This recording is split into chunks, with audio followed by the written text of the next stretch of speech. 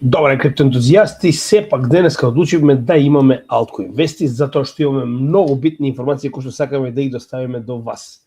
Се извинуваме за еден ден доцнање, но премногу обврски, како и да ја знаете дека порано или подоцна, она што сме го ветиле секогаш обработено и доставено до вас. Па така и денес Altcoin вестите, кои што се дел од овонаделната програма, остануваат уште две содржини.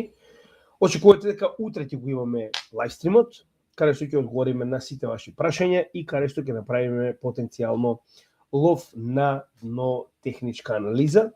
Верувам дека сите би сакале да знаете каде се наоѓаме во циклусот после последниот скок, а некои информации денеска ќе ги добиете во однос на фундаменталниот дел зошто добивме скок. И наместо недела во понеделник ќе го добиете видеото економија како оружје, каде што ќе обработиме што се случуваше и што се случува се уште со Ирак. Така да тоа е во однос на оваа недела. Уште еднаш да подсетиме нашата македонска криптоконференција број 3 во 6 септември МКЦ во Скопје. Го очекуваме сите заедно со нашиот специјален домаќин, а тоа е Надица Петрова, која што ќе има и нормално своја точка во текот на самата конференција. Дополнително, како што знаете, нашата презентација е подготвена, ова ќе биде одлична презентација за токенизација, како досега, така и од сега што очекуваме. Верувам дека ќе сакате да слушнете повеќе, нормално кога ќе дојде мојот ред на конференцијата, а нормално за прв пат во досегашната историја во овие три конференции ќе имаме и јавни дебати. Првата ќе биде на тема токенизација на реалниот свет, каде што ќе ни се представат Гого, Филип и Давор со нормално своите идеи, ќе одговорат неколку прашања на нашиот домаќин, а додека во втората дебата, малку подоцна во конференцијата, вештачка интелигенција и крипто, јас, Котели и Кристи, или попознат како Крис, ќе зборуваме на тема вештачка интелигенција и крипто. Така да дефинитивно би ви препорачал да не го пропуштите ова и се гледаме нормално на третата македонска криптоконференција.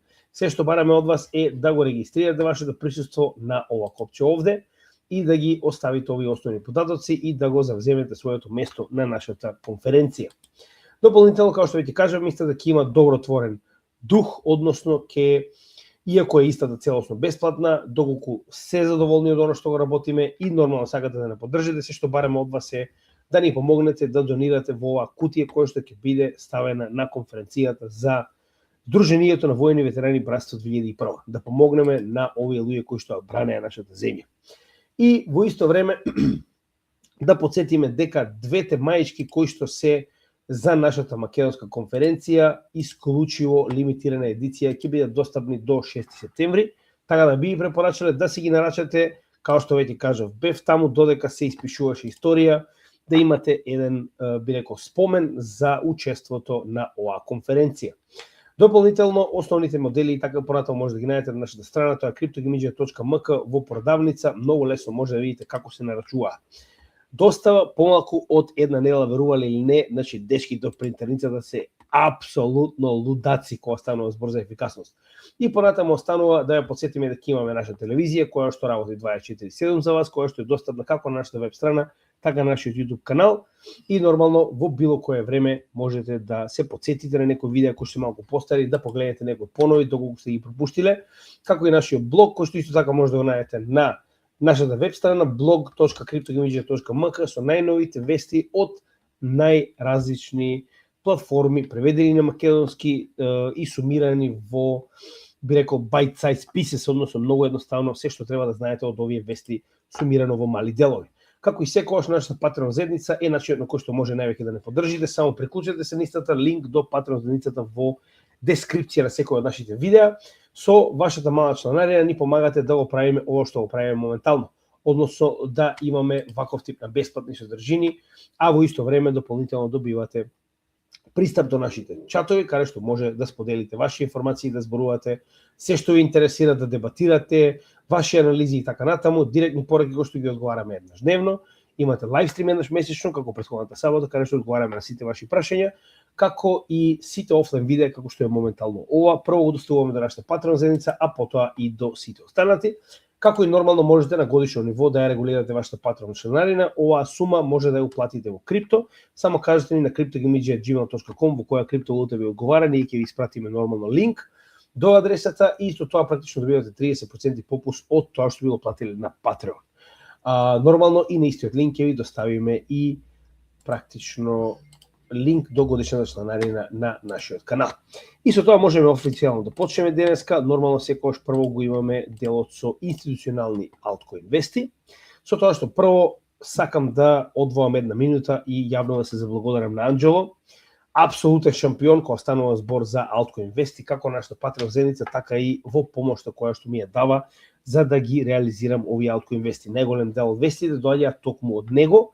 Така да морам јавно да му се заблагодарам, значи дечкото беше дел од нашиот би рекол стаф кој што го плаќавме, но нели bear market малку би рекол се затегнаа работите кога станува збор за примање на самиот канал, па затоа се договоривме да паузираме со тој дел, а и понатаму Анџело остана да работи без прекин, без промена на темпото, постојано за македонската заедница. Нормално како се враќаме кон следниот bull market, ќе дадам се од себе да го вратиме назад на payroll, што ви рекле нашите, но сега за жал, како јас, така и он работиме про боно, кога станува збор за македонскиот народ и му благодарам многу за неговата постојана помош во овој дел. Фала многу, Анџело, се надевам дека ќе продолжиме да работиме заедно уште многу години. Сега, прва работа која што мора да напоменеме е зошто имавме толку голем скок на биткоин. Значи, ако се сеќавате, ние се фокусираме максимално на делот со геополитика, со оглед на фактот дека знаевме дека многу имаме голема, би рекол, зависност на она што случува на пазарите на нафта, кои што се директно поврзани со пазарите на доларот. Сега, каде е одека проблемот? Во исто време, како што кажеме, како што има Black Swan настани, така може да има и White Swan настани, кои што не може да ги предвидиме, па така и во оваа ситуација. Министерот за финансии на Мурика Бесент изјави дека купувањето на обврзници, кое што е поврзано со нашето образложение, кое што го дадовме заедно со Джеромче, секоја чест на Джеромче за тој дел, кој што ни објасни детално за тоа дека моментално Министерството за финансии на Мурика се обидува да се префрли од долгорочни обврзници на исклучиво краткорочни обврзници. Решението како да го направи тоа е со откупување на долгорочните обврзници веднаш, во превод. Од 10 до 30 години обврзниците се обидува да ги купи назад, за да не мора да ги плаќа година за година. Министерството за финансии одлучи дека ќе издвојува од 2 до 4 милиарди долари на секој од овие купувања. Сега веќе нели наместо 2-4 милиарди, тоа уствари е клучот, за да ги откупува назад овие обврзници. Зошто е толку битно? Претходно само 2 милиарди бил буџетот кој што се користел на секоја од овие аукции да ги откупат назад дел од овие обврзници. Сега ова се зголемува на 4. Зошто е толку битно? Тоа значи дека наместо 2-4 милиарди долари ќе влезат на пазарот секоја аукција кога Министерството за финансии купува обврзници назад. Што значи овие 4 милиарди ќе се најдат во портфолиото на инвеститорите кои што претходно имале обврзници, кои што не можеле да направат ништо освен да чекаат истите да достасаат и да го земаат нели на годишно ниво она што им следува во однос на камата. Што значи дека на тој начин овие 4 милиарди долари кои што сега се наоѓаат во рацете на инвеститорите се уствари капитал кој што може да се реинвестира. Автоматски поголема ликвидност на пазарот кога станува збор за долари, прво е намалува вредноста на доларот, а второ им дава на овие би рекол инвеститори шанса да реинвестираат во нешто друго, вклучувајќи нормално и биткоин. Не само биткоин, истото го видовме и со злато. Една од главните причини зошто се случи овој скок на злато и биткоин е токму оваа промена на Министерството за финансии на Мурика. Уште еднаш како долгорочна стратегија да елиминира што може повеќе долгорочни обврзници и да се фокусира што може повеќе на краткорочни обврзници, каде што не мора да плаќа долги години камата на овие луѓе кои што ги поседуваат. Сега, зошто е толку битно од друга страна? Да се потсетиме дека ова е FOMO ефект, односно дека овој момент се уште не почнал, се уште не е имплементиран, односно ваквата промена од 2 на 4 милиарди долари нема да настапи веднаш, туку ќе настапи во септември. Само секунда се обидам да најдам каде беше тоа напишано во овие вести.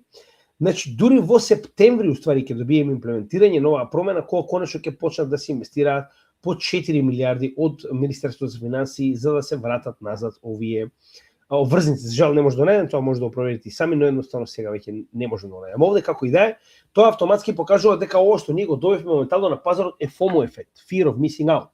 Односно не е дека директно и веднаш ќе почне овој ефект, туку истиот очигледно ќе почне подоцна во септември кога ќе биде имплементирана оваа стратегија, а ние веќе добивме скок на пазарите и тоа јасно може да го видиме како од extreme fear дојдовме до extreme greed за екстремно краток период. значи буквално за помалку месец дена ние се наоѓаме моментално на 76 екстрим грид. Значи ние сме во екстремната зона на скржавост, која што многу често ни покажува дека е време за корекција. Посебно кога скокот е толку брз и толку висок, а буквално е неочекуван. Дополнително, и покрај тоа што имаме толку голем скок, гледаме дека алткоин сезоната и понатаму е на страната на биткоин. Односно, покрај тоа што и алткоините заедно со биткоин скокна, тоа ни покажува дека релативно во иста количина скокнале и алткоините и биткоин заедно. Така да сакам да кажам дека и покрај тоа што имавме, би рекол, ваков голем скок, гледаме дека и понатаму нема голема промена кога станува збор за алткоин сезона индексот, односно и понатаму сме во биткоин сезона која што е многу карактеристична за секој почеток на еден циклус, како што очекуваме дека тоа е моментално.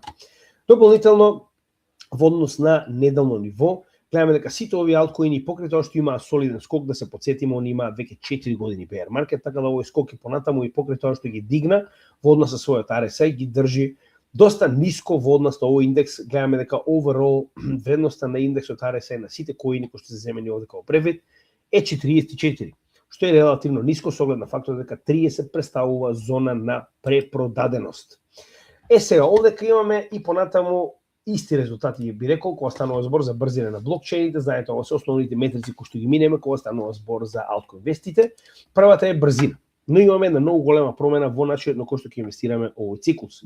А тоа првенствено е Solana. Да, и понатаму не сме задоволни од начинот на кој што Solana функционира и понатаму голем дел од трансакциите на Solana се неуспешни. Тоа не го менува фактот дека Solana има екстремно голема институционална адаптација и, како што можеме да видиме, истата напредува доста добро во однос со својот блокчейн и покрај тоа што се уште не го решила овој, би рекол, функционален пропуст на неуспешноста на трансакции. Но во секој случај, се останато надвладеува, би рекол, од она што е негативно во овој блокчейн, па затоа дефинитивно мораме да промениме нашата одлука и да разгледаме потенцијално инвестирање во овој нормално проект. Као што кажавме, не се ова фудбалски клубови, ние не навиваме за еден или друг, значи ова се само шанси за профит. Па затоа и во оваа ситуација дефинитивно во овој циклус не планираме да пропуштиме инвестирање во Solana кога би можело да донесе профит. Повторно, највеќе заради нивната институционална адаптација која што е непобитна. Значи можеме да видиме дека институциите екстремно се заинтересирани за овој блокчейн, а тоа може да го видиме и во активноста на самиот блокчейн за која што ќе разговараме малку подоцна. Значи првата вест ни доаѓа во однос на нивната брзина. Она што го ветија успеа и да го исполнат, односно го намалија времето во кое што се запишува нов блок, односно од 400 милисекунди на 350 милисекунди е времето во кое што на валидаторите имаат период да предложат нов блок. Автоматски ваквото намалување на оваа количина од 50 милисекунди ќе представува нормално забрзување на самиот блокчейн. Као што можеме да видиме, ефективно истите успеа да стигнат скоро до 2000 трансакции во секунда, што е нешто што, као што можеме да видиме, се уште ICP не успеа да го постигне, иако беа под ICP добри неколку месеци. Како и да е, ова е многу добра вест со оглед на фактот дека истите планираат да ја намалат брзината на, тоест време траењето на предложување нови блокови до 200 милисекунди, што значи дека на тој начин многу повеќе ќе зголемат својата брзина. Сега, дополнително, кога станува збор за активност, е уште еден момент каде што можеме да видиме без разлика колку е адаптиран, воопште не е ниту блиску до првите 10, како што можеме да забележиме поактивни блокчейни, но па ќе кажам, едноставно секогаш треба да ги земеме сите работи во обзир и да донесеме одлука, иако моментално гледаме дека е далеко од оние блокчейни кои што највеќе се трудат во однос на својот развој, не го менува фактот дека е институционално многу адаптирана. И понатаму главните шампиони кога станува збор за развој на самиот блокчейн се Ethereum, Cardano, HBAR, Flow, ICP, кога станува збор за развој на самиот екосистем, Ethereum, Cardano, ICP, Arbitrum и овој пат Stacks, што уствари изненадува. Кога станува збор за најактивни блокчейни по адреса, ефективно Solana е на второ место, уште еднаш ќе напоменам, тоа ни покажува дека е активен блокчейн. Само активен Layer 1 може да допринесе до раст на цената на својот коин, затоа што истиот се користи за трансакции. Поради оваа причина и Binance исто така ќе биде земен во предвид во следниот циклус, иако истиот е многу поврзан со, би рекол, судбината на самиот Binance како менувачница, тоа не го менува фактот дека досега како блокчейн се покажаа како екстремно активни. Можеме да видиме дека се средите кои што се поактивни од Solana и кои што реално имаат голема исто така институционална адаптација. Така да и Binance и Solana ќе бидат земени во предвид во следниот циклус. Повторно, не можеме да инвестираме во се, но дефинитивно ќе ги земеме во предвид како коини за инвестирање во овој почетен дел од циклусот, со тоа што потоа следува Tron, Tether, Optimism и така натаму, само што ова е Optimism на Binance блокчейнот. Значи, пак ќе напоменам, горе-доле нема голема промена во оваа листа на најактивни коини, кога станува збор за ревењу, нормално DeFi секторот апсолутно владее.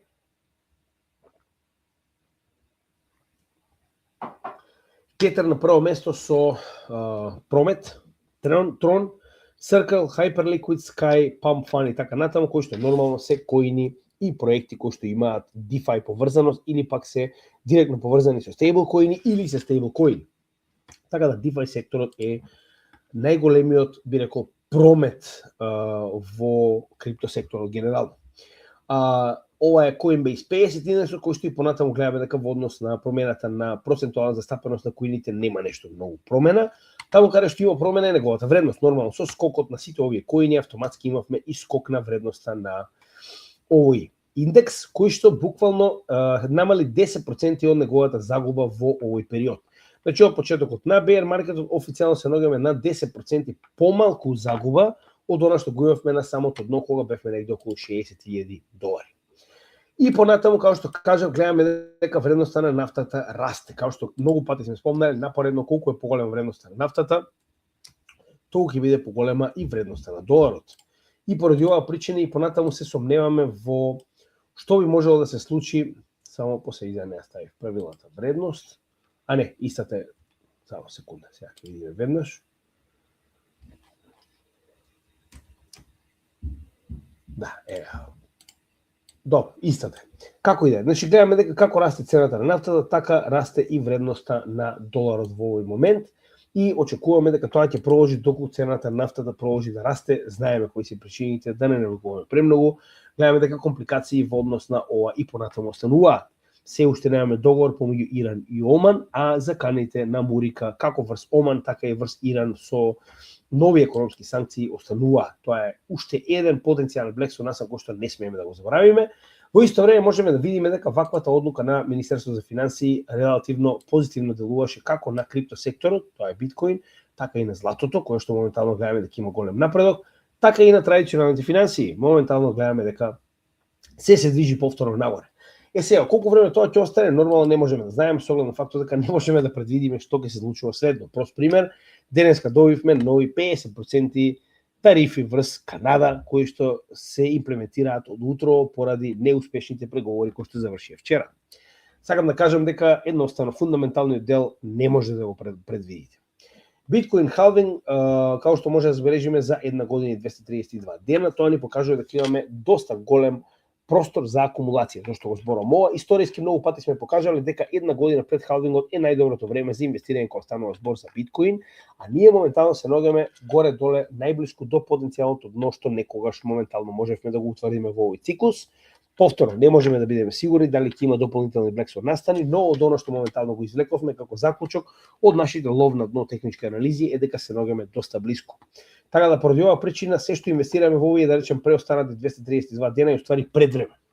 Многу од луѓето чекаат да дојде до една година пред халвингот и нормално купуваат. Сега за сега тоа се покажало како најпроста и наједноставна, би рекол, стратегија за инвестирање, кога станува збор за луѓето кои што сакаат едноставно да инвестираат во нешто со неголем ризик и да добијат релативно добар профит. Ние сакаме повеќе. Сега, како што кажавме, главната причина која што дефинитивно ќе го почне следниот циклус, сигурно ќе биде институциите. За разлика од претходните циклуси, каде што немавме институции ниту една, овој пат имаме сериозни институции, а тоа нормално првенствено се во биткоин и етериум ETF-ите. Со тоа што јасно можеме да видиме повторно период на акумулација. Повторно, не смееме да брзаме, зашто последниот пат кога имавме таков период на акумулација беше кога цената на биткоин достигна некои $80,000. Но тоа се покаже како dead cat bounce. Тоа не го менува фактот дека и овој пат ваквата акумулација може да биде само уште еден bear trap, тоест bull trap кој што потенцијално може да се претвори во bear движење. Тоа не го менува фактот дека и понатаму имаме екстендиран период во кој што во последните 2 недели ние имаме повеќе од $100 милиони на дневна основа инвестирани само од BlackRock. Понатаму гледаме релативно инвестирање и од другите ETF-и, но нормално BlackRock секогаш ја предводи играта. Сакам да кажам, ово што гледаме е потенцијален почеток на bull market, доколку е одржано подолг временски период, тогаш веќе сентиментот за инвестирање се менува како во ритейл, така и во институционалното поле и нормално се повеќе институции привлекува да почнат да инвестираат. Слично на тоа гледаме и за Ethereum, гледаме дека во последните 2 недели сериозни количини на пари се инвестирани повеќе од 10, 50, 100 милиони долари дневно. Слична ситуација и во моментот кога имавме Dead Cat Bounce се случуваше истото го гледаме и сега. Затоа и нема да избрзуваме со заклучоци, но ова е многу добар почеток. Посебно кога гледаме и сериозни inflows во ETF-ите на алткоините, односно не се за подценување. Значи XRP доби inflows, погледнете го ова. 5 милиони, 13 милиони, 18 милиони во последните 4 дена. Ова е XRP ETF-ите, кога станува збор за Solana. Слично, значи 2 милиони, 14 милиони, 10 милиони. Немаме толку добар, би рекол, ефект во хайп и во BNB, тоа веќе го проверивме, имаме некоја мала количина, BNB, ETF-от, дури имаше и одлив, ако не се лажам, да, мал.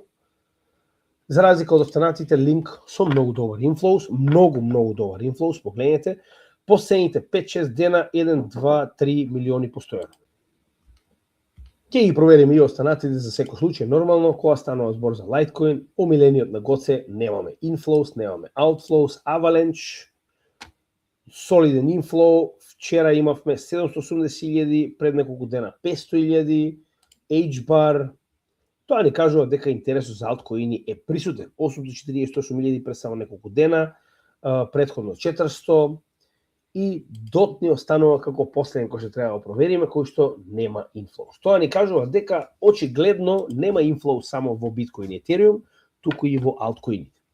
Дополнително, за жал, мораме да известиме, му благодарам на Чкотони кој што ни информираше за оваа вест и нормално ја потврдивме официјално. Grayscale за жал ги повлече своите апликации за Cardano, Polkadot и Hedera ETF. Hedera веќе има свој ETF, Polkadot има.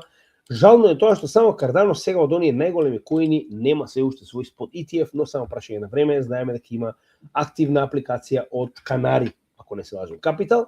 Така да, иако овие два ги повлекле своите ETF-и од Grayscale, тоа не го менува фактот дека постојат моментално спот ETF за овие два коини, она што се уште нема е за жал Cardano.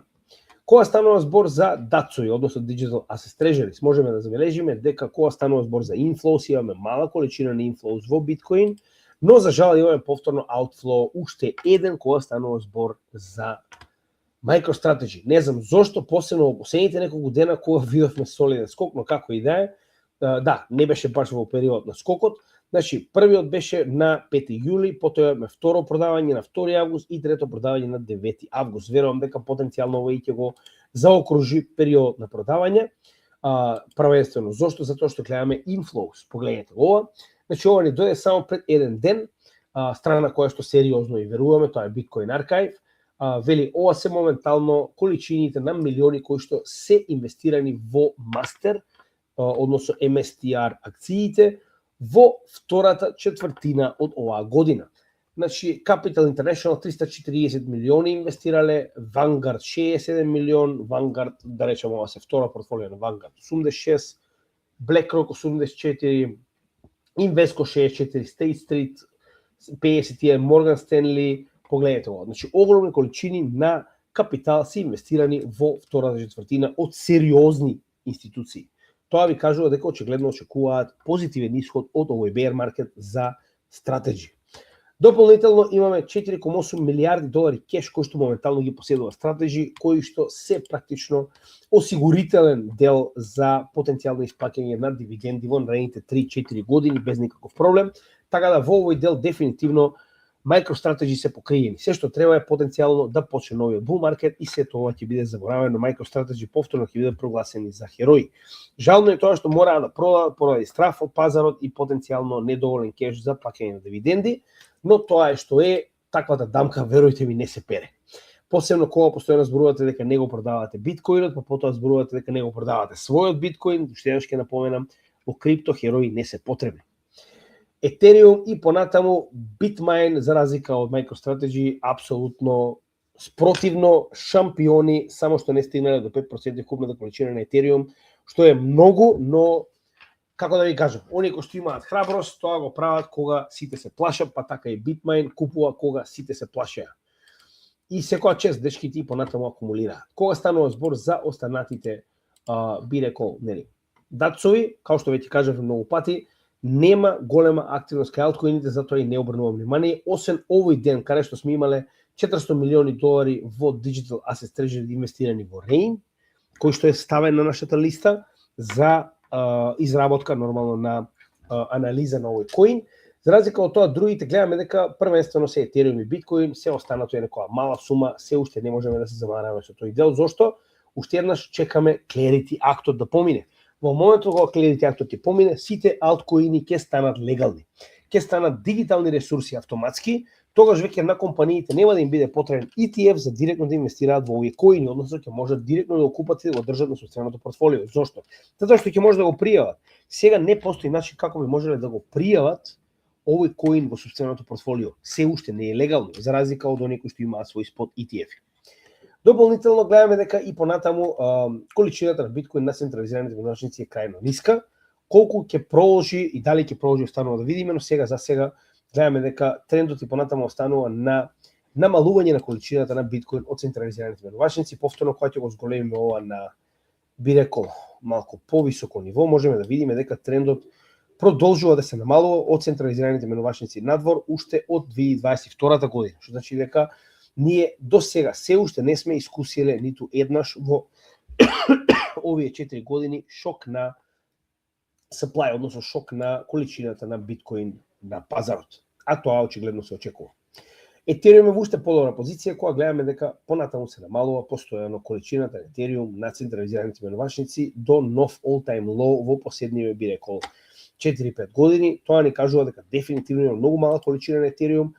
Една мала корекција нагоре, која што би била издржана, дефинитивно ќе го, би рекол, ќе го предизвика ова да ескалира, затоа што нема доволно Ethereum.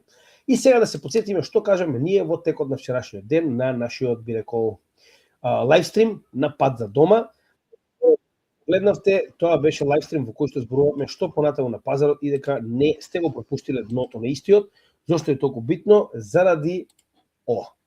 Значи, само го пуштив, чисто како напомена да го погледнете доколку не сте го погледнале. Значи, идејата останува следна, дека кога имаме ваков тип на голем скок на цената на биткоин, најчесто имаме и што? Раст на long leverage позициите. До сега, као што веќе кажавме не знам колку пати, рековме дека short squeeze е неизбежен, само прашање на време кога ќе се реализира. И тоа нормално се случи. Во последните 3 дена главната причина поради енормниот скок на цената на биткоин од 60 до практично 80.000 беше токму ликвидациите на шорт позиции кои што беа во енормна количина, тоа што ние го зборуваме 2 години наназад. 2,7 милиарди долари шорт позиции ликвидирани на 19 август. 670 милиони на 20 и 1,2 милиарди на 21. Но, што се случува? Кога имаме толку многу, да речеме, шорт позиции ликвидирани, цената екстремно пораснува од, така речено, 60 до 80.000, се случува обратна ситуација.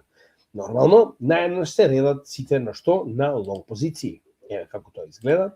Значи, ако се свртиме на годишно ниво, моментално може да забележиме дека енормно се зголеми количината на лонг позиции. Ако е тоа така, тоа ни покажува дека, ево, на 90 дена ќе го промениме, ќе на малку пократок рок, погледнете го. Еве како изгледа моментално лонг наспроти шорт позиции. Сосема спротивно беше во текот на претходните, да речем, 2-3 недели.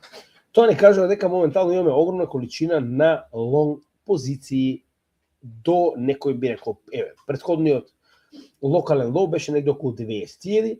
Значи, моментално на Binance, као што може да забележиме, околу 8,6 милиарди долари во лонг позиции од 60.000 до моменталната цена. Значи, скоро 8,6 милиарди долари во лонг позиции. Кога станува збор за поголемиот дел од, да речем, најголемите менувачници, како Binance, OKX и Bybit, до 60.000, чисто да го најдеме како сума, ние имаме вкупно 23,8 милиарди долари лонг позиции. А што ни кажува тоа? Тоа ни кажува дека оние кои што се, би рекол, во оваа ситуација маркет мейкери, дефинитивно ќе искористат оваа ситуација за да ги елиминираат лонговите. Вала! Денеска само во еден час имавме негде околу 600 милиони долари long leverage позиции ликвидирани. Стандардна работа. FOMO, луѓето влегуваат на пазарот, ставаат огромна количина на пари и нормално се ликвидирани поради тоа што очекуваат дека веднаш ќе ги вратат сите изгубени пари со леверидж. Она што нас не се случи за жал, ние реагиравме веднаш кога цената надмина 64.000 долари. Не бевме сигурни дека ќе има пробив, тоа се случи на оној bear тренд кој што го следиме, но за жал депонираните средства околу 20% од моменталното портфолио беа депонирани буквално во моментот кога поминавме 64.000 со очекување дека ќе бидат брзо, би рекол, пренесени на Binance за да можеме да купиме. За жал, значи ги депониравме и претпоставам поради тоа што беше голема сума. Едноставно банката од другата страна и беа потребни 2 дена за да не ги врати средствата. Ние мислевме дека истите ќе поминат. Не сакавме да брзаме, не сакавме да ставаме дополнителни средства додека не ги видиме овие да поминат на сметката на Binance. И за жал ја пропустивме шансата да купиме на 60 до 65.000 долари.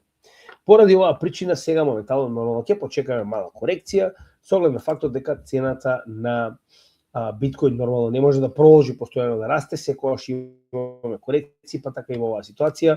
Long leverage, ликвидациите, очекуваме дека ќе ни го дадат токму тоа. Шанса да влеземе што пониско во овој дел, но дефинитивно очекувате дека влегуваме. Од друга страна, до 15 септември планираме иницијалните неколку транши на околу 15 до 20% од вредноста на портфолиото бидат веќе инвестирани поради потенцијалното доаѓање на Clarity Act за кој што ќе разговараме сега.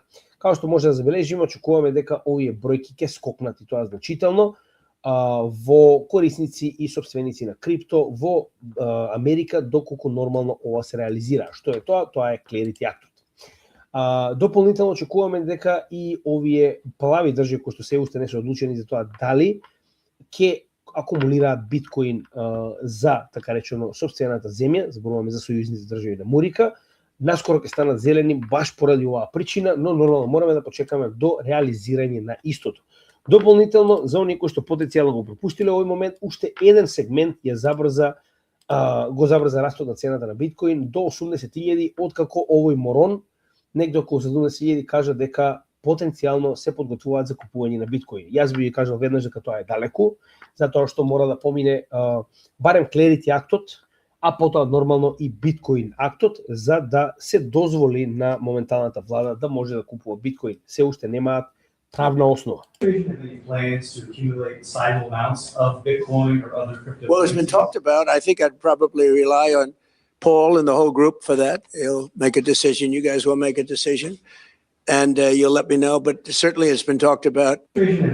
Значи, овдека зборува дека неговиот тим финансиски треба да одлучи дали ќе се инвестира во ова и доколку одлучи дека треба да се инвестира и сите да го известат. Автоматски тоа предизвика FOMO на пазарот и уште поголем раст на цената на биткоин. Сега имаме многу добри олеснителни околности во однос на Clarity Act-от, односно имаме fail-safe механизам што е екстремно добар. Односно, ова беше состанокот кој што се одржа на тема крипто во Белата куќа во Вашингтон во оваа среда. Тоа е пред само 2 дена.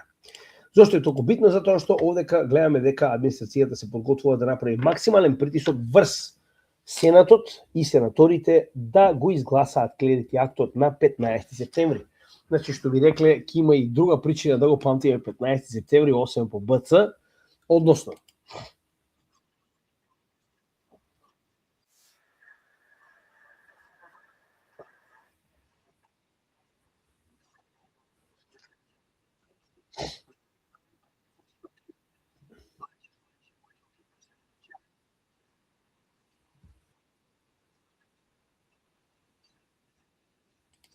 значи, као што можеме да забележиме, очигледно администрацијата е екстремно заинтересирана за да се помине овој закон. И тоа го видовме во неколку наврати на неколку различни, би рекол, места и тоа сакам сега да ви го покажам. Прво, на овој состанок, као што можеме да видиме, трупот Трамп и понатаму е екстремно заинтересиран за поминување на овој документ, што нас не е исклучио битен.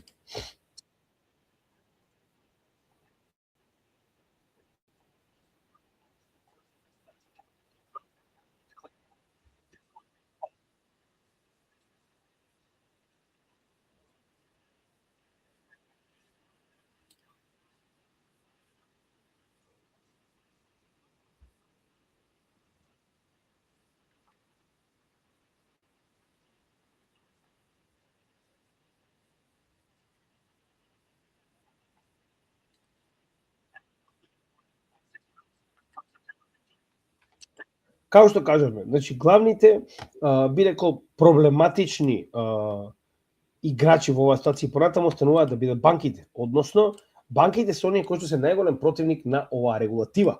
Тоа овдека го слушавте директно од самиот нормално најголем представник на криптоиндустријата, тоа е Армстронг, CEO на Coinbase. Овдека би сакал дополнително да покажам уште еден клип пред само неколку дена од сведочењето на Скот Бесен пред самиот Конгрес, каде што кон конгресмените истиот нормално одговара на прашања и зборува за битноста на Clarity актот и поддршката на Министерството за финансии за овој правен акт.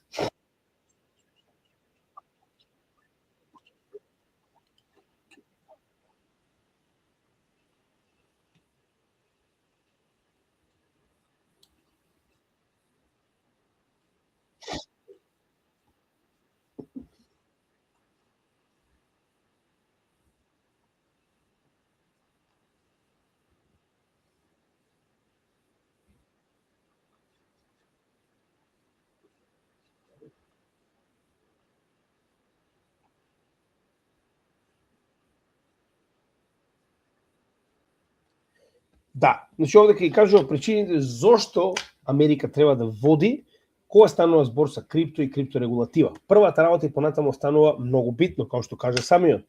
Тоа е доминантноста на доларот на пазарот. Со крипторегулативата која што оние подготвуваа првенствено со GNS актот, да се потсетиме, на stablecoin issuers кои што имаат USD како односно долар како валута која што ја токенизираат, се пара околу 30% од количината на долари кои што моментално ги чуваат во токенизирана форма, да бидат инвестирани во краткорочни обврзници. Тоа и понатаму и дава на Америка примат во светот, колку повеќе стейблкоини, толку поголема количина на пари влегува во нивниот трежери преку обврзниците. Така да ова нормално е дека е главната причина зашто Америка притиска да биде донесена оваа регулатива и што повеќе да имаме стейблкоини.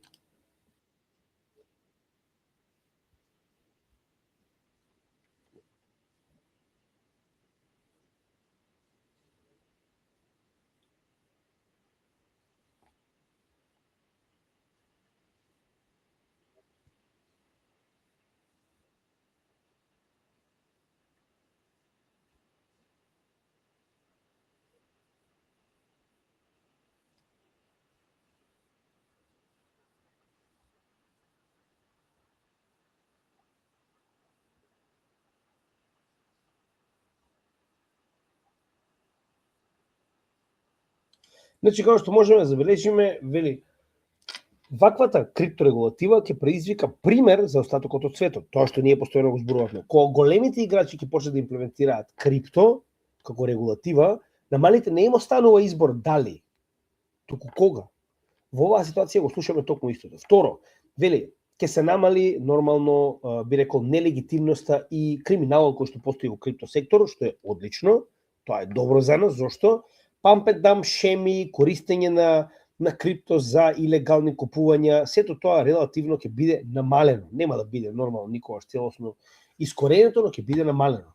Но во секој случај, како што може да забележиме, од оно што кажа последно е дека очигледно очекуваат дека крипто ќе им донесе приоритет кога станува збор за плаќање во светот. Односно, што тоа ви кажува? Тоа што ние постојано го зборуваме. Целиот финансиски систем се движи on-chain. И тоа денес ќе го покажеме во многу интересни примери, кога ќе видите кој се моментално користи блокчейн. Значи, зашто постојано зборувам? Сите оние кои што не веруваат во оваа технологија, би им препорачал да погледнат само еден Altcoin Investi видео на нашиот канал и потоа сами нека одлучат дали треба да веруваат во оваа технологија или не. Као што може да забележиме, се уште датумот не е имплементиран, но ние добивме официјална потврда од сенаторот Лумис дека и датумот и времето се целосно имплементирани кога станува збор за донесувањето на овој закон. Сега, као што може овдека да видиме, значи овој состанок и понатаму врши исклучиво голем притисок да се донесе овој закон, во исто време многу е битно ова да го забележиме. Значи имаме ситуација во која што без разлика на се дефинитивно ќе биде применет овој закон, односно погледнете го, вели, на овој состанок е одлучено дека дури и да не се донесе овој закон, потребната регулатива ќе биде регулирана преку SEC и CFTC на второстепено ниво. Тоа што ние го зборувавме уште неколку недели наназад. што рековме, и СЕК и CFTC со соодветни рилови покажавме како председателите на Комисијата за хартија од вредност и Комисијата за ресурси јавно изјавија дека доколку Сенатот поради било која причина не го донесе овој закон и одлучи да не го изгласа со 60 гласови, истите ќе истапат и ќе направат второстепена регулатива на така речено нивните агенции, која што ќе го регулира овој закон додека нормално не истапи соодветниот орган, во оваа ситуација Сенатот и Конгресот, да донесат соодветна регулатива. Затоа ќе погледнеме овде. Еве го истото го потврдува и Армстронг, Брайан Армстронг вели, значи без разлика на тоа дали ќе биде донесен или не, Clarity актот дефинитивно ќе биде имплементиран. Сега прашање е дали ќе биде имплементиран на највисоко ниво, што нас ни е нормално многу побитно, на ниво на Сенат и Конгрес, кој што ќе представува закон за наредните децении, или пак ќе биде регулиран преку СЕК и CFTC. Да започнеме прво со Сенатот. Значи, ова што ќе слушаме овдека е интервју во кое што сенаторката Лумис пред само некој ден јавно образложи кога и во колку часот ќе биде гласањето. И тоа убаво вели, вика буквално има фит, као демек, едноставно се изнервирала, барала веднаш да се стави на гласање. I had a fit and fell in it. And Senator Thune was kind enough to actually schedule the bill for September Сите ги збори тука кога рече февруари. 15. Okay. At 2 p.m. no less. Yes. We actually have not only a day but a time. Сега, значи, според оно што го кажа она, значи јас го проверив ова, затоа што нормално Сенатот е во Вашингтон, и као што можеме да забележиме, тоа е 15 септември во 11 часот навечер според нашето време или 2 часот попладне во Вашингтон. And so we will move forward on that date and that time. Now, the reason that that's so helpful is that, as Senator Scott, as chairman of the Banking Committee, can attest, you have to force them to vote to get them to be serious about it. Значи, проблемот е што на крајот од денот треба барем 6-7 демократи да преминат на страната на републиканците и да гласаат за овој закон. Тука е најголемиот проблем. Но кога имате сенатори седата позади нив, мине реклама за Кракен, тоа ви кажува каде се тоа се движи. Апсолутно незамисливо вакво нешто би било да некој ми кажуваше во 2019 година дека сенаторкава ќе седи и позади неа ќе се гледа дека главниот спонзор е Кракен. Тоа ви кажува колку само напред поминала криптоиндустријава, но како и да е, многу луѓето и понатаму ќе останат скептици. Во секој случај, ние дефинитивно веруваме во нејзината иднина, а уште неколку изјави потврдуваат зошто. Ова што гледате овдека е председател на Комисијата за хартија од вредност, кој што вели не само што ќе направат второстепени акти за да го регулираат овој пазар доколку Сенатот не го направи тоа, туку веќе направиле второстепени акти кои што целосно регулира како да се направи еден ICO. ICOs во 2023-2024 година не само што беа забранети, туку беа и причина за Гери Гангстер да ве тужи. Многу од проектите добија тужба поради тоа што направиле ICO, а во тоа време немаше соодветна регулатива која што би објаснила кој, како може да организира initial coin offering и нормално кој смее да купи, колку смее да купи и така натаму. Вели ова е регулирано со новите правила на СЕК кои што настапија пред само некој ден. Today, I'm excited to announce that the SEC is taking the most historic step yet to modernize federal securities regulations for crypto assets. When I took office, I pledged to ensure that the United States remains the crypto capital of the world. For too long, issuers and investors had to navigate an activist SEC weaponized against this asset class. The result has been uncertainty and inefficiency, chasing crypto asset innovation outside of the United States. So today, I'm excited to announce that the SEC is taking the most historic step yet to modernize federal securities regulations for crypto assets. The United States must and will lead. Our new rule proposal, Regulation Crypto Assets, will ensure that we do. Now, let me be clear. The SEC continues to support congressional work on the Clarity Act, and we expect to see the bill reach the president's desk. Значи, само што кажа во последниот слоган, дели, дека целосна поддршка даваме на Конгресот и Сенатот да го изгласаат овој закон, истиот да се најде на масата на председателот за подпис. Значи, замислете, не постои апсолутно никаква пречка, освен ретардираните демократи моментално кои што би можеле да го запрат овој закон. Така да јас сум доста позитивен во однос на потенцијалното донесување. Under our current statutory authority, we are acting. The work before us is too important. The Commission's March 2026 interpretation explained how a non-security crypto asset may become subject to, and how it may cease to be subject to, an investment contract, which is a security under law. Regulation crypto assets provides issuers of those investment contracts with a clear path to comply with federal securities laws within those parameters. Today's proposal sits at the center of this Commission's capital formation agenda and is essential to providing a framework for crypto asset fundraising. It is the Ево. Значи, официјално ово го објаснува сега во овој дел, дека fundraising, односно ICO, Initial Coin Offerings, ќе бидат целосно регулирани и дозволени на ниво на Америка. Нешто незамисливо во 2023 година. the Commission's answer to the question that has puzzled innovators since the birth of the blockchain. How can I raise capital to develop a crypto asset while I am still working to develop the network where it will be used? Значи, еве како може да видите и сами, ова е начинот на кој што треба да функционира една држава кога станува збор за крипто. Односно, официјално, еве го и самиот акт, значи може да го видите овдека, значи ова се новите, би рекол, правила на крипто, каде што ќе биде, како што веќе кажавме, целосно регулирано како може да направите ICO во Америка кога станува збор за вашиот нов проект. И нормално не застануваме овде, значи погледнете колку голема поддршка.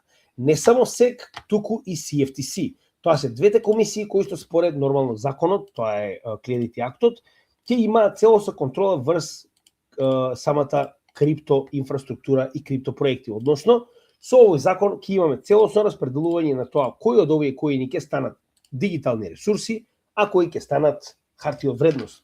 И можам веднаш да ви кажам, многу мала количина ќе станат хартија од вредност, но во секој случај и едната и другата комисија детално одлучуваат што понатаму со крипто секторот, а двете се екстремно позитивни кон крипто. If Clarity continues to stall because of Democrat obstruction, the CFTC will utilize its existing authorities to begin establishing a regime for crypto asset markets. We owe it to the American people to do so. President Trump's promised to deliver a crypto asset market structure, and we will help him deliver on that promise. We will heed President Trump's call to codify a future-proof digital asset market structure that cannot be undone by the crypto haters. To achieve this, I've directed the CFTC staff to begin exploring rules to codify a CFTC market structure for crypto assets using the agency's existing authorities. Вели, ова е, нели, председател на комисијата за ресурси, која што ќе биде уствари званично задолжена за повеќе од 90% од криптовалутите, вели. Моментално, без разлика на тоа дали ќе биде донесен овој закон или не, јас вика лично им дадов наредба на луѓето кои што работат во комисијата за ресурси да ги користат сите можни постоечки правила со цел да го регулираме овој сектор, дури и да не постои ефективен закон за тоа. Односно, јасно може да видите дека и SEC и CFTC, двете најбитни комисии, би го регулирале овој пазар доколку тоа не го направат Конгресот и Сенатот, што значи дека за разлика од претходните ситуации, ние овде ќе имаме win-win ситуација. Сега веќе прашање е дали тоа ќе биде со закон или пак ќе биде со подзаконски акти од CFTC и од SEC. Уште еднаш се враќаме на тоа што кажа самиот Армстронг, вели крипто ќе биде регулирано и ќе имаме Clarity акт. Сега прашање е дали тоа ќе биде на Конгрес и Сенат или пак ќе биде со агенциите. Нормално секогаш е подобро тоа да биде на ниво на Конгрес и Сенат, но останува да видиме на 15 септември. Што ви рекол БЦ. И понатаму, како што кажеме, останува потенцијално овој закон кога би поминал на ниво на Сенат, да потоа се направи reconciliation, односно да се поистоветат оние закони кои што биле изгласани на Конгресот и Сенатот и да ги подпише самиот председател. Сега пак ќе кажам, значи следниот чекор е доста, би рекол, технички, не е нешто што би можело да потенцијално се надевам. Значи не можам да знам целата нивна регулатива и како функционираат овие органи, но се надевам дека последната пречка ќе остане да биде Сенатот. Сега за сега не сум слушнал потенцијално некој да каже дека можеби Конгресот ќе може да го оспори овој закон повторно. 25% е шансата дека овој закон ќе биде донесен до крајот на 2026 година, останува да видиме. Да, мала е шансата, но јас и понатаму се надевам дека ќе биде исполнето. Една многу битна работа е SWIFT. Се сеќавате, SWIFT е она посебна организација која што е, би рекол, информативното ткиво во финансискиот сектор во светот, кој што е, би рекол, доверлива информативна структура помеѓу банките кога станува збор за трансакции. Ако се сеќавате, истите значи кажуваат дека ќе користат блокчейн и тоа го направија. Односно SWIFT наместо да користи јавен блокчейн, одлучи да направи свој блокчейн, верували или не. Значи стигнавме до ситуација каде што сите овие институции во светот, па ќе кажам SWIFT е една од најголемите финансиски институции, одлучи да користи блокчейн. Сега нормално не е ова permissionless, туку е permission блокчейн, значи е приватен блокчейн кој што ќе биде исклучиво под контрола на SWIFT, што е очекувано кога станува збор за ваков тип на сериозна финансиска инфраструктура, но она што е исклучиво битно е дека во исто време, како што може да забележите, овој блокчейн ќе биде прво EVM, односно Ethereum Virtual Machine Compatible. Зошто? Затоа што вели и понатаму ќе се дозволува на овој блокчейн да се користат алатки од Ethereum. Што значи дека иако истиот е permissioned, алатките и програмабилноста стануваат да бидат правени на Ethereum. Второ, и понатаму останува да биде AES 2.0.0.2.2 компатабилен, што значи дека се поголема веројатност дека ќе имаме блокчейн компатабилност на овој елемент, што јас постојано го зборував, односно оние коини кои што се веќе компатабилни, како Ripple, Stellar, IOTA, Algorand и уште неколку сега вака не ми доаѓаат на памет, како XDC и Quant, значи ефективно, како што можеме да забележиме, ќе бидат компатабилни со блокчейнот на самиот SWIFT. И дополнително вели CCIP протоколот за Oracles и понатаму останува да биде користено Chainlink. Апсолутен победник во иднина, барем според оно што гледаме моментално, еден од кои што дефинитивно многу ќе надградиме нашата позиција и веќе е во профит, верувале или не. Но како и да е, значи ова е многу добра вест, затоа што на крајот на денот ова дава легитимност на технологијата првенствено. SWIFT користи блокчейн. Значи не софтвер, не е традиционален софтвер, не било каков тип на друго решение, туку блокчейн. И вели ваквиот блокчейн ќе биде достапен 24/7, но во секој случај SWIFT користи блокчейн. И вели моментално постои пилот фаза во која што 17 банки од целиот свет, од сите континенти ќе направат трансакции преку овој блокчейн една во друга. Првите банки кои што тоа го направиле се Standard Chartered од Англија и HSBC од Америка, мада има представништва апсолутно сегде. Вели ги направиле првите трансакции на 19 август пред само 3 дена. Ефективно SWIFT користи блокчейн, дами и господа. И нормално од информативно ткиво се претвара во ефективно ткиво кое што дозволува трансакции. Visa ќе мора да бара собствен нов партнер за stablecoin settlement, затоа што BVNK беше купен од Mastercard. Зошто е ова толку битно? Првенствено, ова ви кажува дека овие две институции кои што се најголемите процесори на трансакции во традиционалните финансии се екстремно сериозни кога станува збор за блокчейн технологија и стейблкоини. А stablecoin settlement не може да биде направен од обична компанија, тоа мора да биде направено од компанија која што може да го прави овој settlement on-chain, како што е BVNK, кој што претходно ги давал овие услуги на Visa. Но откако оваа компанија е купена од Mastercard пред само еден месец, односно целосно превземена од Mastercard, сега Visa мора да најде нов партнер и гледаме дека тоа го бара за различни пазари како што е Мурика, Канада, Мала Британија и Сингапур, со тоа што вели мора да ги нормално да сега тука си имаат услови, не навлегуваме во тоа премногу, но што е многу битно, вели мора истите да може да ги процесираат трансакциите на OpenUSD, OUSD, како што кажаме, тоа е новиот стейблкоин кој што моментално се развива помеѓу најголемите финансиски гиганти во светот и гледаме дека истиот и понатаму останува да биде екстремно битен елемент во било каков тип на соработка која што Visa го прави во иднина, затоа што сака ова да биде стандардот за стейблкоини. Зошто? Затоа што за разлика од Circle и USDC и Tether и USDT, двата се целосно поседувани од една компанија. Контролата на овие стейблкоини останува во компанијата. OUSD ќе биде нешто поинакво, каде што ќе биде на ниво на практично сите овие институции заедно. Мика и понатаму продолжува да забранува користење на USDT.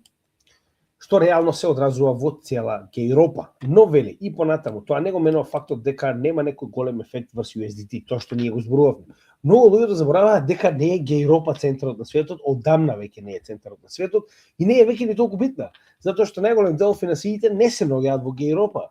Имаат околу 300-350 милиони жители, се на се, ако не се лажам купно, што па ќе кажеме ситница кога би го споредиле тоа со 8 милиарди и многу повеќе територија и земји надвор од Европа. Така да затоа и сакав да го покажем ова дека генерално да, сме имале пат во маркет капот на Тетер во моментот кога беше имплементиран Мика, а тоа беше нормално почетокот на јули. И тоа неверојатни 2 милиарди. Од 186 до 184 бил падот на маркет капот на Тетер. Да, имаме некое благо намалување, но дури и да ова е ефектот од Мика, тогаш вкупниот ефект е 3 милиарди од 184. И сега дека тоа ефективно се пренело во нешто друго, гледаме дека не е вистина, односно погледнете, најголемиот конкурент на USDT е USDC. И можеме да видиме дека од јули практично немаме апсолутно никаков раст, дури и пат имаме на маркет капот на USDC, што значи дека дури и да излегле парите од USDT, дефинитивно не се прелеале во некој коин кој што е легален, како што е USDC. Сакам да кажам дека ефективно немаме ефект на пазарот кога станува збор за ова забрана, односно не предизвика апсолутно никакво големо пореметување како што многу луѓето очекуваа. И сега преминуваме на алткоини. Имаме многу битни информации. Првенствено имаме две информации за напади. Првиот напад ни доаѓа буквално од ова утро, односно Sandbox, Send, кој што го имаме во нашето портфолио, беше нападнат буквално во текот на претходната вечер ова утро, каде што пак, значи немам зборови, по не знам кој пат, го искористиле Layer 0 како основа за напад. Значи Layer 0 и мостовите кои што Send ги има од Ethereum кон Base и BNB Chain били искористени со цел да биде нападнат Sandbox. Односно успеале преку овој мост да изминтаат огромна количина на токени. Зошто е сега ова многу битно? Значи, оние кои што го имаме Send на Ethereum, нема апсолутно никаков проблем. На Send ние на Ethereum, што од самиот почеток не сме го менувале ништо, и од самиот тим Sandbox велат да не купувате и не преместувате Send токени надвор од Ethereum блокчейнот, затоа што овој мост е прекинат целосно. Односно, мостот кој што бил воспоставен преку Hyperliquid до Base и BNB блокчейните е запрен. Со цел онаа количина на токени која што моментално е изминтана на Base и BNB да не ги загрози веќе би рекол осигураните количини на Send кои што се наоѓаат на Ethereum, кои што не се погодени од овој напад. Односно и понатаму Layer 0 се покаже како драматично слаб, би рекол, драматично слаба солуција кога станува збор за интероперабилити. Дефинитивно не ја земаме во пребит кога станува збор за нашето портфолио и понатаму остануваме на Chainlink, Wormhole и потенцијално Axelar. Значи Layer 0 на вистина покажа негатива. Но како и да е, сега за сега нема други инструкции освен тоа дека не се афектирани количините на Send кои што се наоѓаат на Ethereum. За останатите, за жал, се уште чекаме да видиме што ќе ни каже самиот тим, затоа што вели се уште се процесира, односно се уште се разгледува ситуацијата на другите блокчейни, да се види колку се изминтани токени и како ќе може нормално да се среди оваа ситуација. Така да не ги менувајте вашите Send токени нигде освен Ethereum, оставете ги таму. Мантра е целосно замрзната, веќе 24 скоро 48 часа. Значи мантра ОМ која што се сеќавате беше блокчейнот кој што прв беше целосно посветен на токенизирање на недвижности, моментално има напад. Значи официјално е потврдено ова утро дека е напад, значи тоа го потврдува самиот тим, со тоа што ваквиот напад откако е имплементиран, мантра блокчейнот е целосно замрзнат.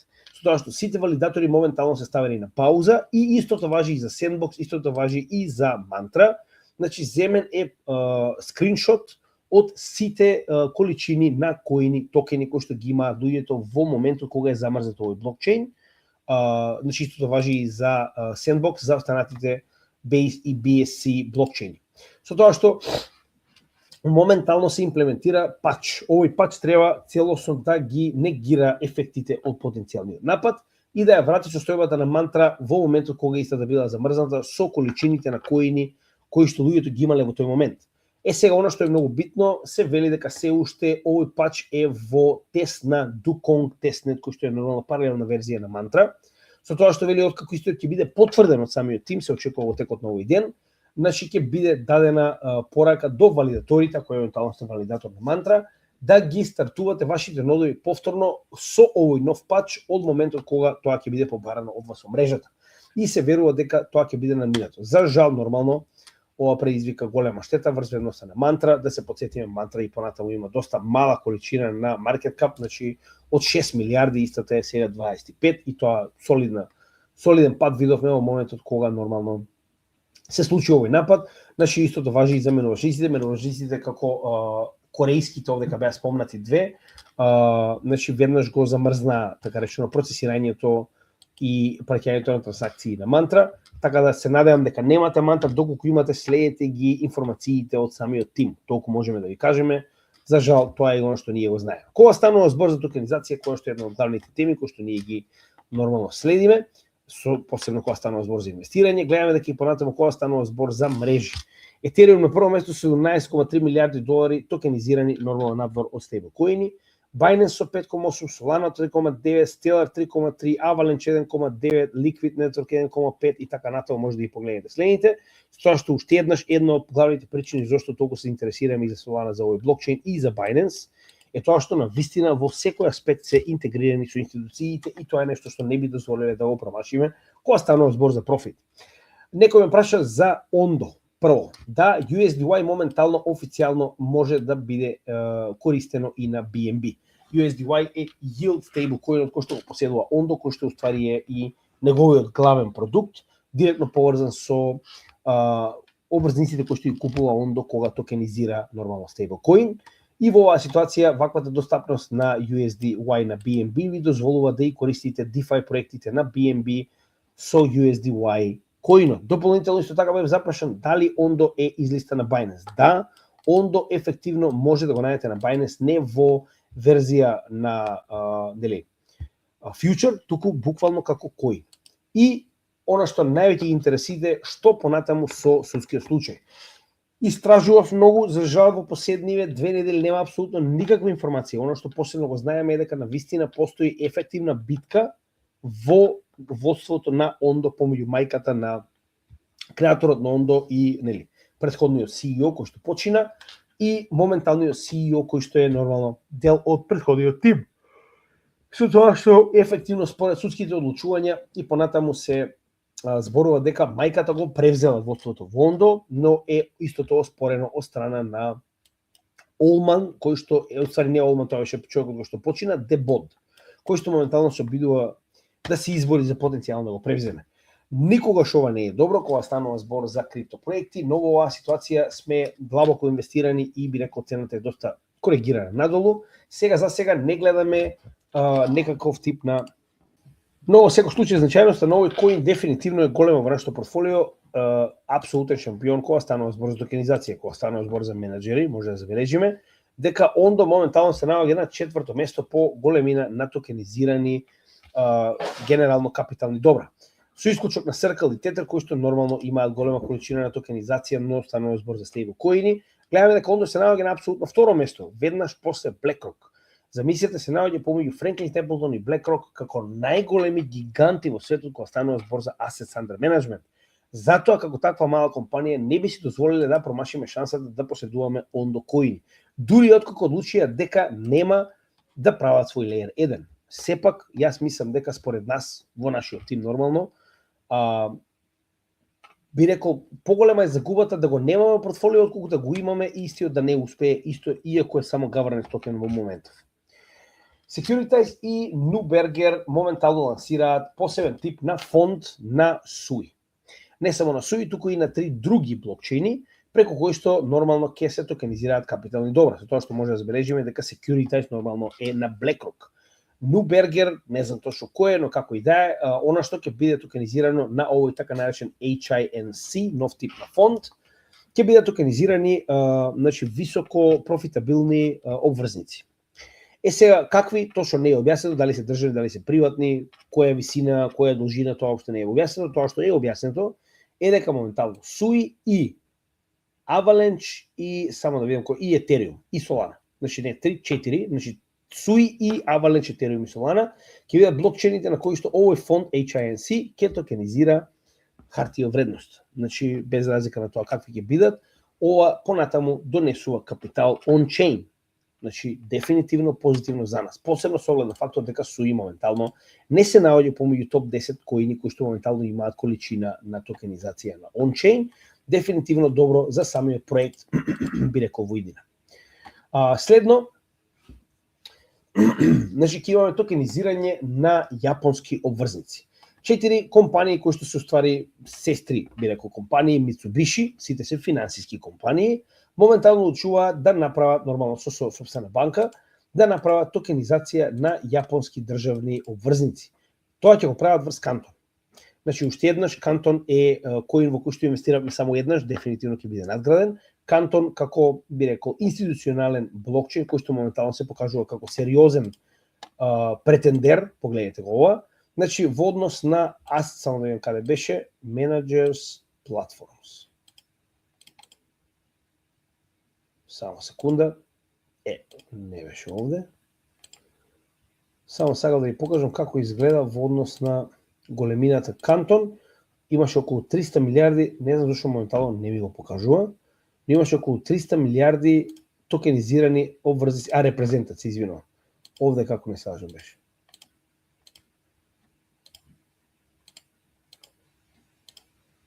Ево, 306 милиарди долари обврзници кои што се токенизирани преку Кантон.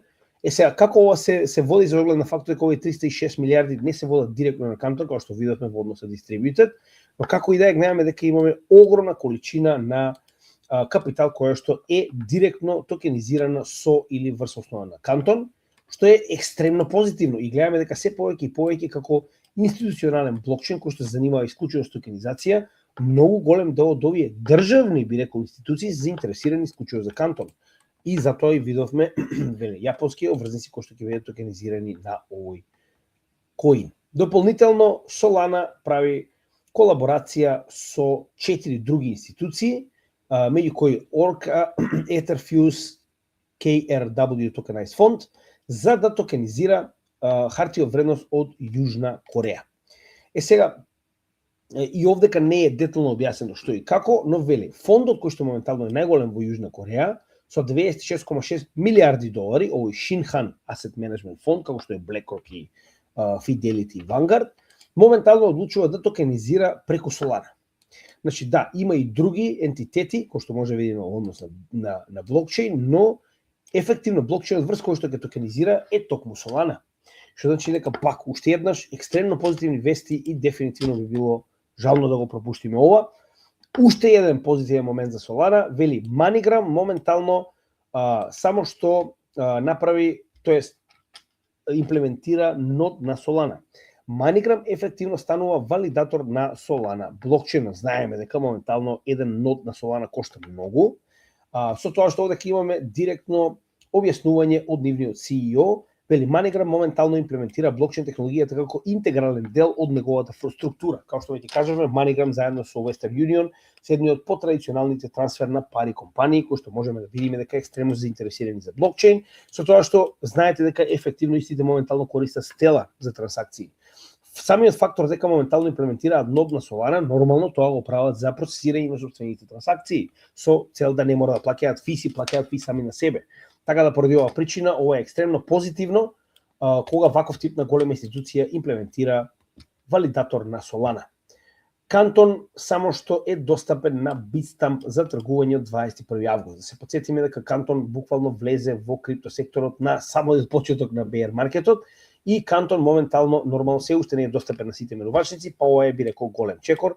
Bitstamp е една од поголемите менувачници кои што моментално го излистува Кантон за продажба. Rain, како што кажаме, дефинитивно ќе биде обработен наскоро, ставен на приоритетна листа. Rain моментално прави посебен тип на алијанса за агентски плаќања. Идејата е да се унифицира начинот на кој што ќе бидат правени овие плаќања и да се воспостават правила во целиот сектор помеѓу најголемите играчи за тоа како ќе биде имплементирано ова. Со тоа што можеме да видиме дека станува збор за екстремно голема количина на сериозни играчи. Меѓу кои првенствено овдека може да видиме дека Visa, Mastercard Circle, Solana и Remity, кој што е компанијата позади Rain, моментално се основачите на оваа алијанса. Понатамо може да видиме дека има уште кои што се екстремно големи, како што е Avalanche, Chainalysis, Circle, веќе го спомнавме, само секунда, да видиме кој Fireblocks, многу пати сме спомнали до сега, Mastercard веќе го спомнавме, само секунда, имаше уште нешто, Solana веќе го спомнавме, Uniswap, Visa веќе го спомнавме, значи навистина има големи ентитети во оваа алијанса. Како се тоа ќе изгледа останува да видиме, но идејата е добра. Вели, наместо една институција која што моментално е доминантна, да ги воспоставува, би рекол, правилата на тоа како ќе функционираат агентите, со оглед на фактот дека на сите овие ентитети им е потребно да имплементираат плаќања со агенти. Многу е подобро тоа да се направи како мрежа, во која што овдека веќе е најавено и во иднина, не само воспоставување на стандарди, туку и заедничко надградување на истите, правење на ресерч со цел истражување да се види како се до тоа да се надгради, така да ова е крајно позитивно и многу добро предвидување, вели до 2030 година се очекува според овие ентитети вкупната количина од продажба на агенти да достигне од 3 до 5 трилиони долари на годишно ниво. Тоа ви кажува колку само сериозно ова ќе биде голема сфера. Да се подсетиме, ова претходно го имаме спомнато, значи за прв пат во историјата, токму во оваа година 2026 имаме повеќе ботови, така речено, на интернет отколку луѓе. Тоа го видовме и во крипто сектор, каде што имавме повеќе трейдинг ботови отколку луѓе во однос на трансакции во 2026 година. Тоа ви кажува дека очигледно вештачката интелигенција превзема. Сега нормално во оваа ситуација тоа станува збор за AI агенти. Injective Protocol, одлична вест, ова веќе го спомнавме пред само едни вести, ако не се лажам, каде што бараат дозвола од Комисијата за хартија од вредност да станат агенти за трансфер. Што тоа значи? Тоа значи дека запишувањето на комисии на хартиите од вредност и нивниот пренос сега ќе може да го прави самиот Injective. Предходно ова било резервирано исклучиво за компании кои што се, нели, традиционален тип на компании кои што водат евиденција за тоа кој има и кој купува, кој продава, кој пренесува право нормално и собственост врз хартија од вредност. Сега тоа ќе може да го прави Injective Protocol on-chain на нивниот блокчейн, што е крајно позитивно, затоа што Injective Protocol во исто време исто така и токенизира. Сега ќе може не само што токенизира, туку и да води соодветна архива за тоа кој поседува, каде трансферира и кој, нели, така речено има нови права, да речеме, врз токенизираните капитални добра. Ова е крајно позитивно затоа што нормално ова може понатаму се примени и во традиционалните финансии.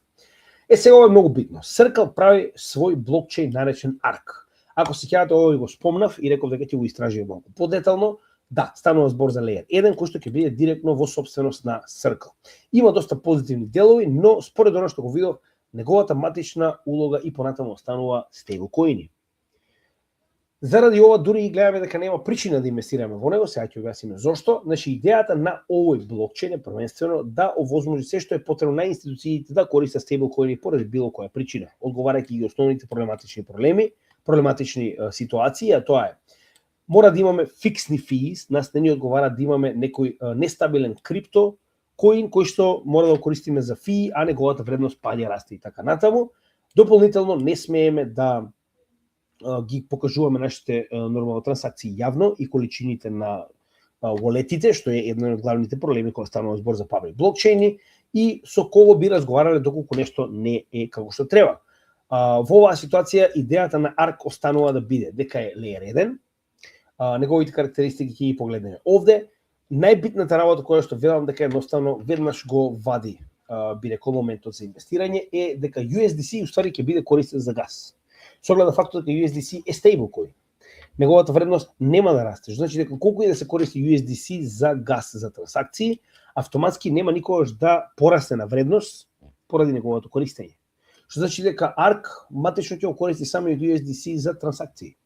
Дополнително се вели на самиот блокчейн ќе имаме и FX Engine, Forex Exchange Engine, каде што ќе може 24/7 да се разменува, но и да се прави сетълмент во локални валути, во кои останува да видиме. Instant Finality, значи имаат механизам наречен Malachite, кој што моментално ќе прави веднаш да бидат завршени трансакции, значи нема да биде чекање како на пример 1 час на биткоин, така.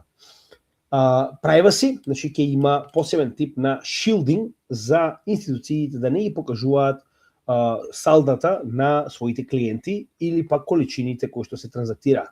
Со тоа што моментално ќе бидат имплементирани сите продукти кои што ги има самиот Circle, вклучувајќи ги USDC, EURC, нормално тоа е гејропскиот евро стейблкоин кој што е под водство на Circle, USYC, уште еден стейблкоин, тоа е нивната Mint верзија, wallet-и, нормално стейблкоин, тоест смарт контракти исто така ќе бидат воспоставени, CCTP, тоа е нивниот протокол кој што е паралелен со Chainlink.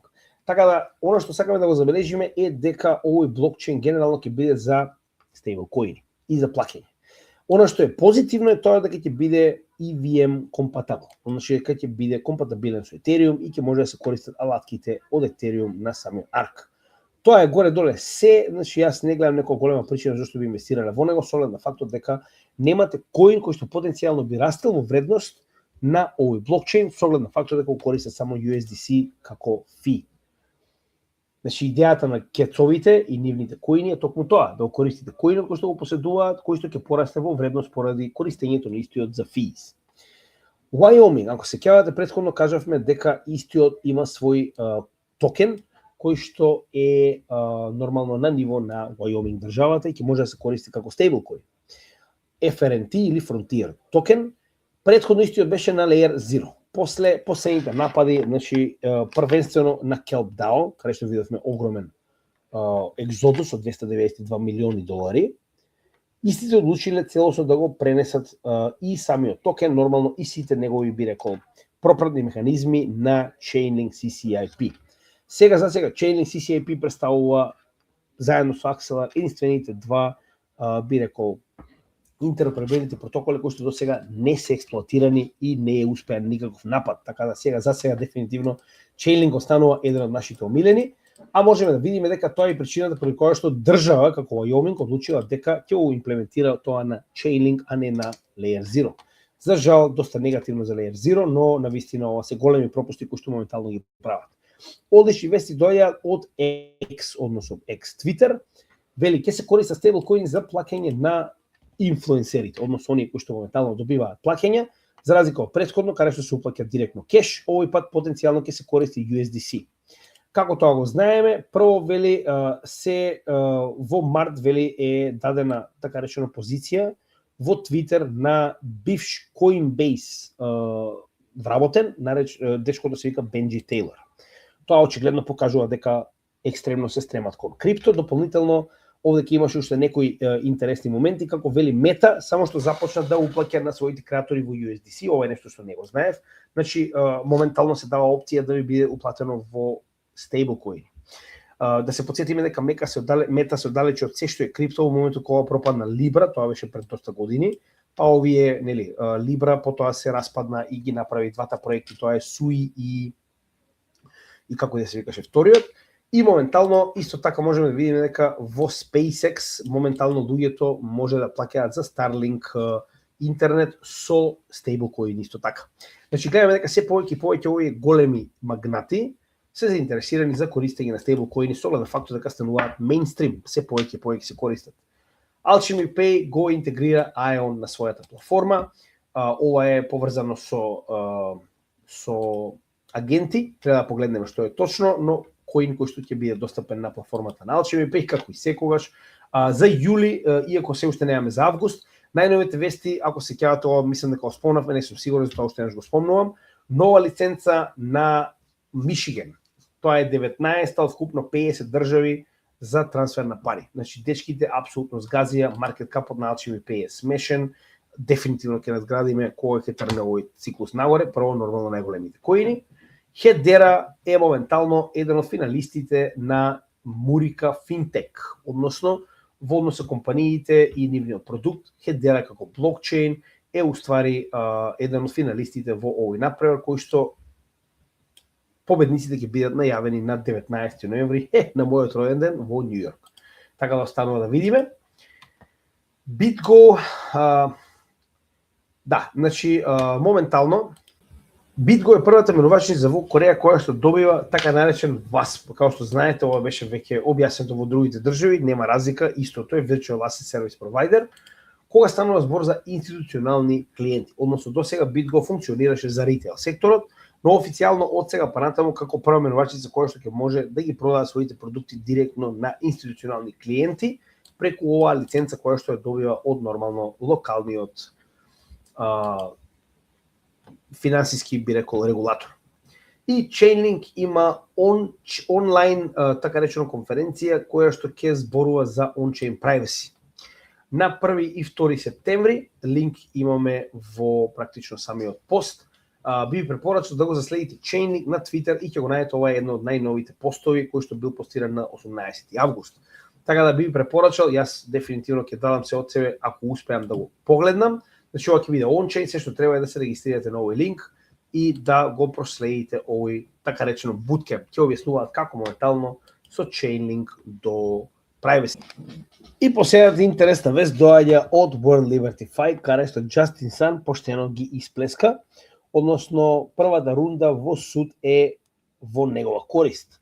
Односно, за оние кои што потенцијално не знаат, Justin Sun беше еден од првите кои што инвестирал во World Liberty Fight или WLF токени, кои што му беа дадени нормално откако истиот инвестирал одредена количина на пари, но потоа оваа организација ги замрзнува овие коини, тоест токени, и истиот нема право да ги користи, а ги купил. И нормално, сега веќе имаме судски процес во кој што Justin Sun се обидува да објасни дека кога станува збор за блокчейн, не можете вие туку така да ги замрзнете токените на тоа е уште една многу добра лекција зашто постојано инвестираме само во јавни блокчейни кои што се permissionless, каде што нема еден механизам кој што може да ги блокира вашите пари. И во оваа ситуација нормално тоа доаѓа до израз, каде што сега истиот се обидува да докаже дека со ова практично му се рушат сите права кои што ги има со купување на овие токени. Сега, иако овдека не е директно одлуката во однос на замрзнувањето и омрзнувањето на овие токени, туку е во однос на јавноста на овој судски процес, каде што моментално, значи, World Liberty Fight барал исклучиво ова да биде регулирано со меѓусебна арбитража, а не на суд, а Justin Sun сакал сето ова да биде јавно, каде што студентот се согласува дека оваа поставка мора да остане јавна, така да доста интересно, нема да им се допадне во иднина на World Liberty Fight и Трамп, како ова потенцијално ќе заврши, но дефинитивно ќе биде рекол во корист на Justin Sun, ако мене ја прашувате, останува да видиме.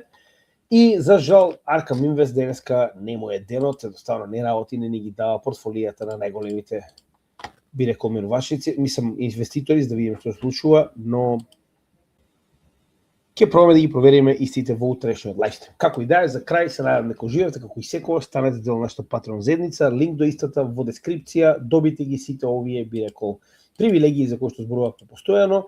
Значи да имате пристап до нашите до нашите чатови, да имате директни пораки до нас, да имате лајвстрим еднаш месечно каде што ги одговараме исклучиво вашите прашања и овие офлайн видеа како што е Altcoin Вестите, прво ги доставуваме до вас, а потоа целата наша заедница или пак следите инструкциите на овој постер за да го регулирате вашето членство на годишно ниво. И купете си маичка, уште еднаш, две од овие маички се со лимитирана едиција до 6 септември. Поддржите го нашиот канал, благодариме на сите оние кои што досега го поддржиле. Се гледаме во следното видео. Поздрав од Криптогемиџија и од Топлата Малта.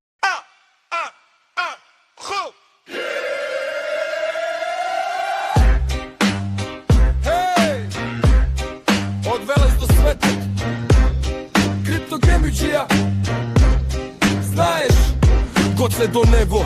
Утро ги фаќа, во живо се брате, кај што знае забава да пука на монитор бројки, график нерви од биткоин до трендови ги читаат први македонец за македонец. Тоа е слоганот, не продаваат магла, туку знаење за џабе кај што други се губат во шуми, во хаос.